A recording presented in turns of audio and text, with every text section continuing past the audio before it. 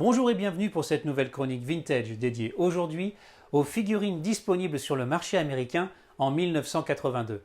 Mais avant de commencer la description, je vous invite à vous abonner à ma chaîne YouTube en cliquant sur le bouton juste ici, ce qui me permettra à l'avenir de vous apporter de nouvelles informations sur cette gamme de jouets vintage.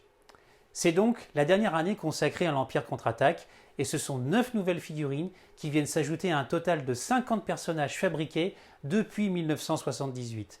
Il y aura 2 offres spéciales, mais pas d'exclusivité Sears, afin de garder un maximum de mystère autour de la sortie du Retour du Jedi en 1983. À présent, rentrons plus en détail dans la description de chaque figurine.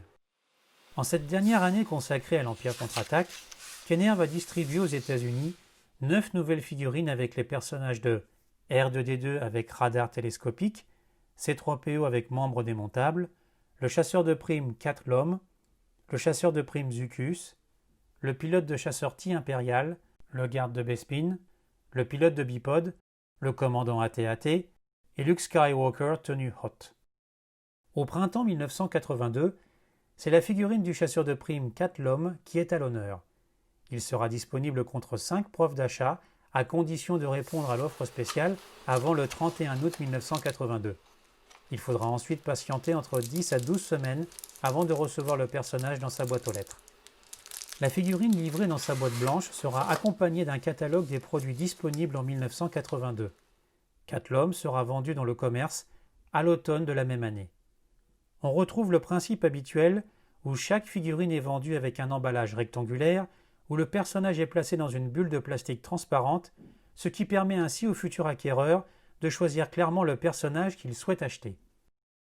Sur le coin de l'emballage, on remarque en haut à gauche la référence d'unité de gestion des stocks avec l'ajout de références d'assortiment imprimées dessous qui disparaîtra petit à petit en 1982.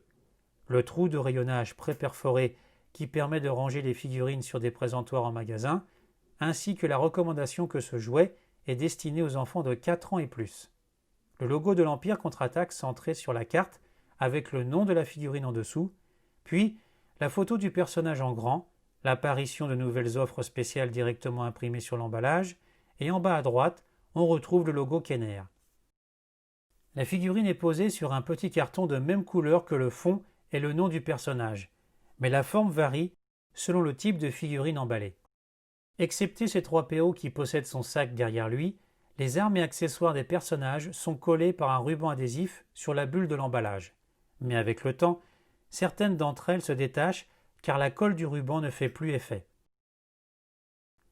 À l'arrière de l'emballage, on découvre une première présentation avec un logo de l'Empire contre-attaque sur le côté gauche, les 47 figurines disponibles sur le marché et l'offre spéciale Cat Lom imprimée sur le bas de la carte. La présentation des figurines commence avec les nouveaux personnages par le bas de la photo mélangés avec 2 anciennes figurines et les 37 modèles précédents suivent l'ordre croissant avec l'offre spéciale de Cat Lom, un code barre, puis la preuve d'achat sur le côté droit et un code d'usine U pour désigner l'entreprise Unitoy de Hong Kong, spécialiste de l'injection plastique pour les fabricants de jouets. La seconde présentation illustre une nouvelle photo intégrant le personnage de Cat Lom avec les nouveaux venus.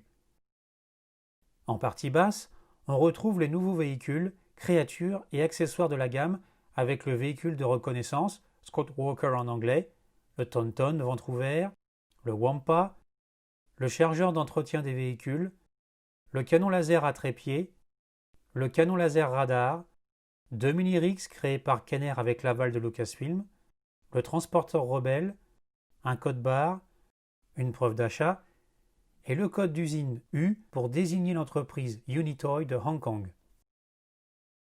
La troisième évolution distribuée à partir de l'automne 1982 reprend la photo précédente avec les 47 figurines de la gamme sur un contour bleu clair et l'offre spéciale de l'amiral Akbar. On retrouve une preuve d'achat, cette fois imprimée noir sur blanc, avec le code d'usine S pour l'entreprise Smile et un code barre en bas à droite. L'offre spéciale sera présentée en détail après la description des figurines. R2-D2 est dorénavant disponible avec un radar télescopique. Il est décoré par un autocollant d'une seule pièce qui fait tout le tour du corps cylindrique du droïde et ses jambes sont articulées sous le dôme chromé. Le radar rétractable rentre directement dans le dôme et ressort à l'aide d'une petite languette placée sur le dessus de la pièce. La tête d'R2D2 pivote sur elle-même à 360 degrés avec un bruit de cliquetis et la figurine est vendue sans accessoires. Disponible à présent avec un sac à dos, C3PO, entièrement chromé couleur or, possède les 4 membres démontables afin de recréer sa destruction sur la cité de Bespin. Il faut placer le sac sur le dos de Chewbacca et ajouter C3PO en pièces à l'intérieur en commençant par le corps et fixer le bras droit sur le droïde, les jambes, le bras gauche afin de recréer la scène du film au moment de la fuite de la Cité des Nuages. Dans sa tenue finement détaillée de la planète Hoth, Luke Skywalker est équipé d'une écharpe, d'un fusil et de jumelles. La tête tourne de gauche à droite et de droite à gauche, avec les bras articulés au niveau des épaules et les jambes sont articulées au niveau des hanches. Il possède les trous de maintien sous les pieds et tient son fusil laser de la main droite. Vêtu de sa tenue de combat d'officier des troupes de l'Empire, le commandant de la TAT possède les bras articulés au niveau des épaules. Il tient un pistolet laser de la main droite, avec les jambes articulées aux hanches, avec les trous de maintien sous les pieds, et la tête tourne de droite à gauche et de gauche à droite. Masqué derrière ses lunettes de navigation avec un casque de pilotage, le pilote de bipode tient un communicateur dans sa main gauche. La tête tourne de droite à gauche et de gauche à droite, avec les bras articulés aux épaules, et tient aussi un pistolet laser de la main droite, avec les jambes qui se plient au niveau des hanches. Il possède les trous de maintien sous les pieds. Équipé de grandes bottes et d'un couvre-chef, le garde de Bespin tient un pistolet laser de la main droite et son costume possède un liseré doré. La tête tourne de droite à gauche et de gauche à droite, avec les bras articulés aux épaules,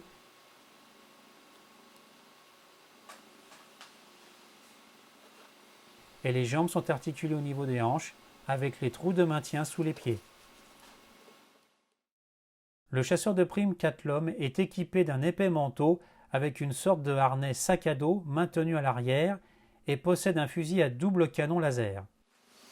Les bras sont articulés aux épaules et la tête tourne de droite à gauche et de gauche à droite. Il tient son fusil de la main droite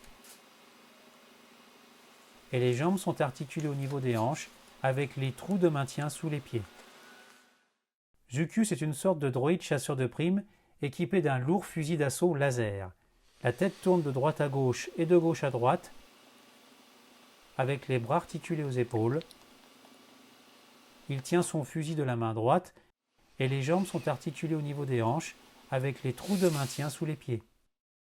Avec son casque et respirateur ventral, le pilote de chasseur T-Impérial porte aussi un sac à dos. La tête est fixe et les bras sont articulés aux épaules. Il tient son pistolet laser de la main droite et les jambes sont articulées au niveau des hanches avec les trous de maintien sous les pieds.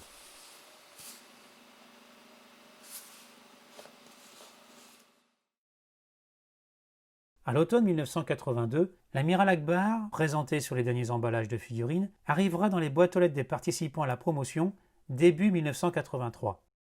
Ce personnage inédit sera présent dans le prochain volet de la saga, appelé encore La Revanche du Jedi à l'époque, et sera disponible contre 6 preuves d'achat à condition d'avoir répondu à l'offre avant le 31 janvier 1983.